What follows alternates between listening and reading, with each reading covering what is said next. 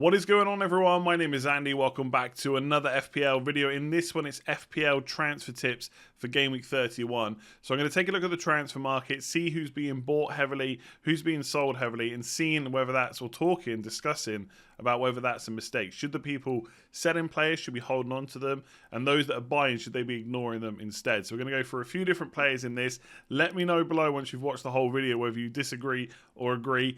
Give it a like. Hit subscribe if you're new around here, and I'll jump into it. So first up is Jesse Lingard, 144,582 transfers in at the time of recording. What more is there to say? Best midfielder in the league, just buy him. Now getting on to the serious stuff, right? Diogo Jota, the most transfer player in so far this week, 353,000 transfers already and counting, right? I think some people will be waiting for the Champions League to finish to finalise wildcards. So that number's going to be a lot higher by the time we get to the deadline. And after 2 goals and then a favourable run of fixtures, it's not that surprising, right?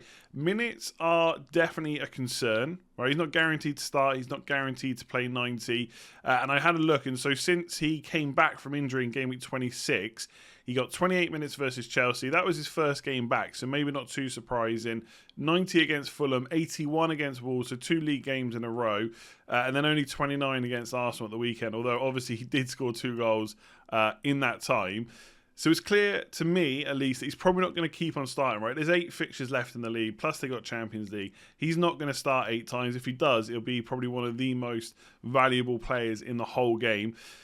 The good thing for him is Firmino hasn't looked great at all this season. We don't really need to get into a massive discussion about it, but obviously you'll hear all the talk from Liverpool fans when they were winning, like Champions League. It doesn't matter about Firmino scoring goals. He's there to do a job, to create chances, to tackle back, to press, etc. And he does it really well. But at some point, you want your striker to score goals, right? Yes, he's not the same kind of striker as a Kane or an Aguero or whoever it might be, but you wanted to chip in with a few. And he's just not looked good in front of goal this season.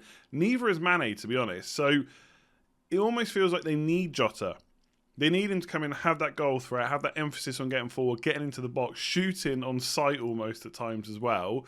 They just don't have that. Like, I'm not saying Mane's a bad player. His underlying numbers are looking pretty much as good as last year. It just hasn't converted into points, right?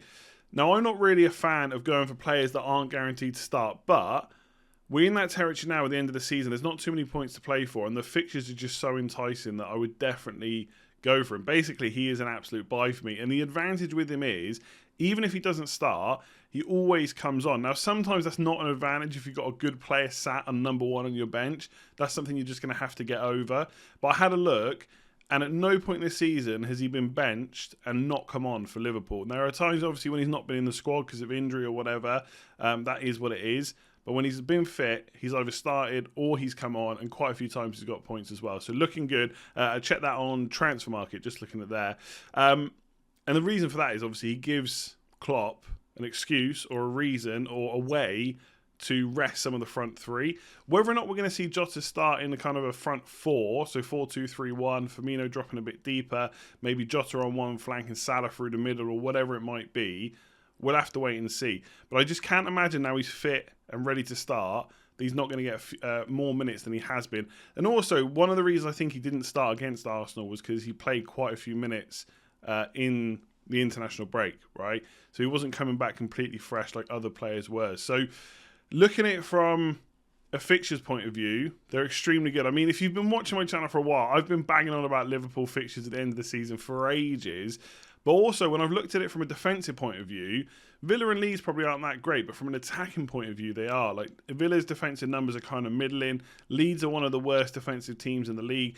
Then it's Newcastle, who I would definitely target. Apart from Man United, the fixture running is ridiculous. So for me, he is an absolute buy. He's 6.8 million, I believe. That price is definitely going to go up before the deadline to 6.9, maybe even to 7 million. I'm not saying you should go from early, but there's very little reason that I see not to buy him. If you prefer Lingard, fair enough. If you prefer Neto, fair enough. But for his price, it's very hard to beat him. His goal threat is exceptional. So lots of big decisions being made this week, both of those with and without wildcards, over what to do with Leeds players. As you can see on screen, Man City away, Liverpool at home, Man United at home, all pretty poor fixtures. Rafinha's already been transferred out by over 83,000 managers. And actually, when I started making notes about this, it was only 79,000. So he's actually being transferred out quite heavily. And besides those fixtures I got on screen, then there's Brighton away, which you can see.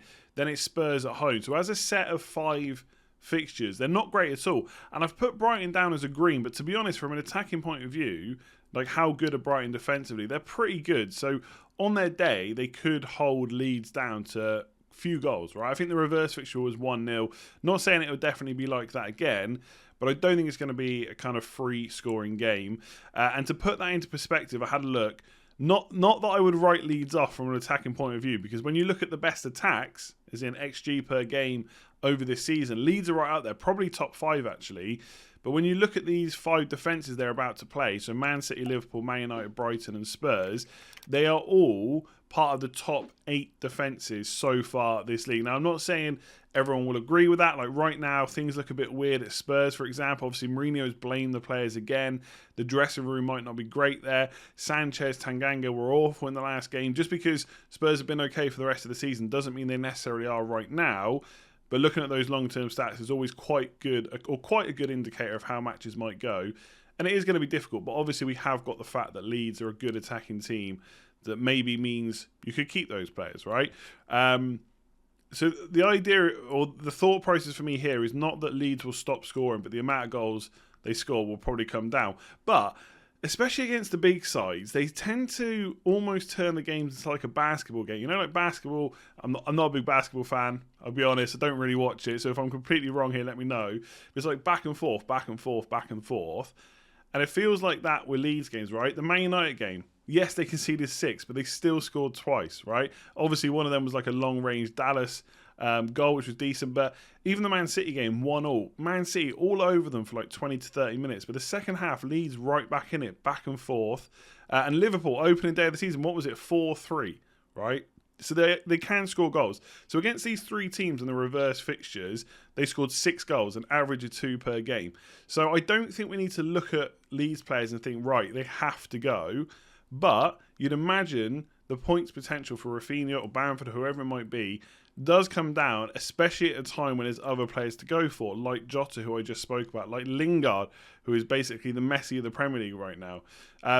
Looking at the last 3 fixtures, Burnley away, Southampton away and West Brom at home, they're pretty decent. So the way a lot of people have been setting up their squads this year is they've got a front 8. So sometimes in previous seasons you'd have a good solid 7 players, and you'd have one like bench fodder who you wouldn't look to play if they came on, fair enough, but you'd never play them. This season, because of prices and just the way everything's gone with COVID and stuff, a lot of people have got 8 good attackers. So it doesn't mean that you can't just bench Rafinha, right? I'm not saying you have to sell him, but I do think I don't want to always sit on the fence. If I was saying sell or hold, I'd probably say sell. I think there's better options right now with better fixtures than him. But if you've got a slot in your squad to keep him, you could just keep him bench. But for me, those fixtures are just not good enough. Even though I've just said they scored quite a few in the reverse fixtures. Like for me, I've got no wild card. So it makes it a little bit trickier to just sell all these players that other people are. So between Rafinha and Bamford, I will probably keep one. And the one I keep will depend on, you know, who I want to bring in. If I want to bring in a forward, then I keep Rafinha. If I want to bring in a midfielder, I keep Bamford, etc. But the one thing I would say, and I feel like I have to stress this a lot, if you sell Rafinha, you can buy him back. There's no point in looking at those last 3 fixtures and thinking, right, I'll definitely keep him for them. There's 5 game weeks to come before then. That's a lot of points to be had. Yes, he's cheap. Yes, you've made some money on him. But if you sell him, he's only 5.7 million. The chances are you're going to bring in a midfielder that's more expensive than that. It's very easy to get back down to Rafinha. Don't worry as much. Like, money and team value does matter, but not at the expense of points. And if you think someone's going to score more, then you should be looking to sell. So for me, Rafinha is a sell, but I would not be surprised if Leeds keep scoring goals in these games, even if they lose the matches. Like, remember, from an FPL point of view, we do not care if Leeds win or lose. We just care, well, from an attacking point of view. From a defensive point of view, it's a bit different. We're not talking about that now.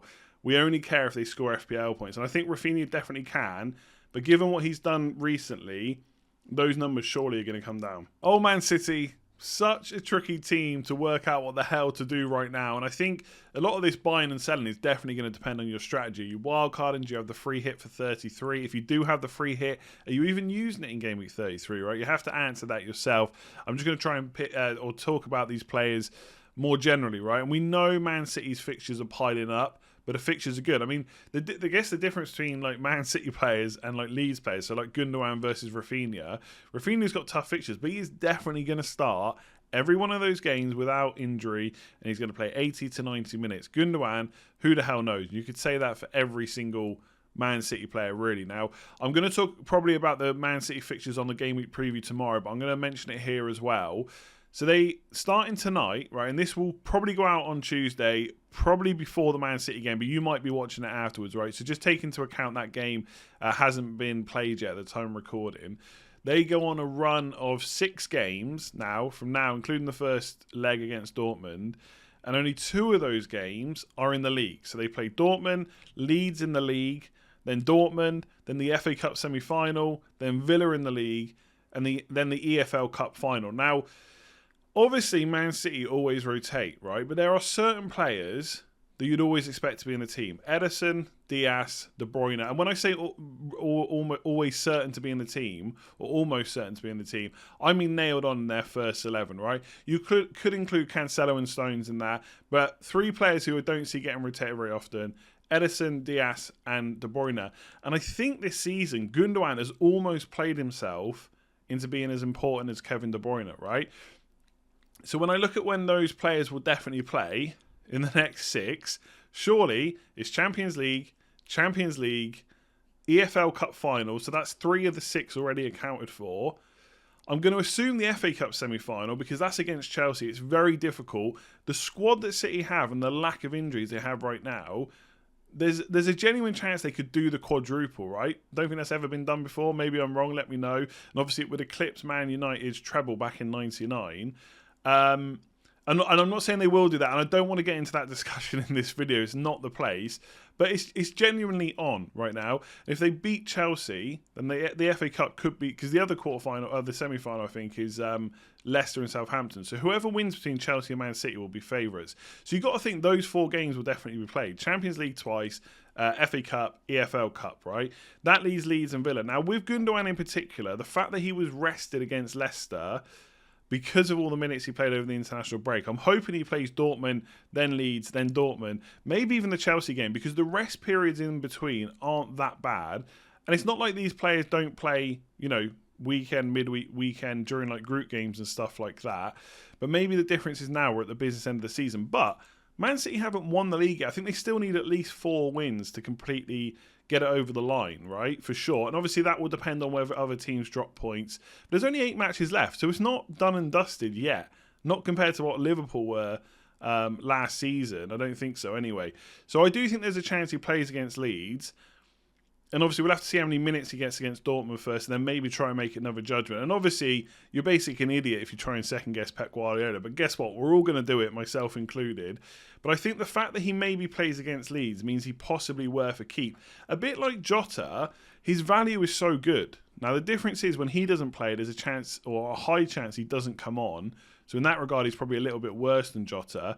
Jota's goal threat is better too. But Leeds, Villa and Crystal Palace are good fixtures if you can cope with that blank in 33. Is there a chance he plays 2 of the next 3 fixtures for Man City in the league? Yes. And for the reason I think he might start against Leeds, I'm actually saying he's a hold, right?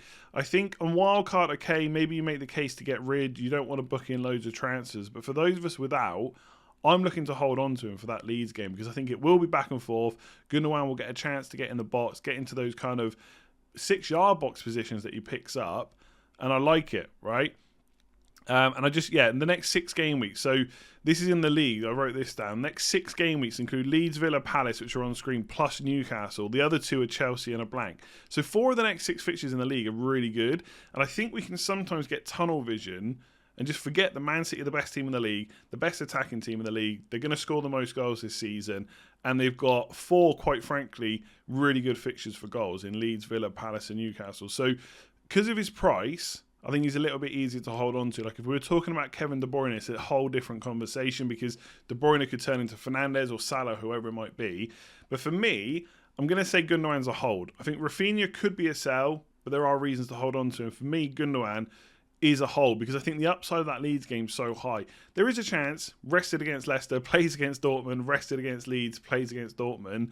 But for the price of 6 million, I think it's worth holding for me. Let me know what you're doing with Gundogan if you're a current owner. There we go. That is it for this video. Hopefully you enjoyed it. Please do give it a like. Double upload today, so that's got to be worth a like, surely. And hit subscribe if you're new around here. Tomorrow I'll have Game Week preview. Thursday, team selection, as I mentioned in the earlier video today. Capsy on Friday.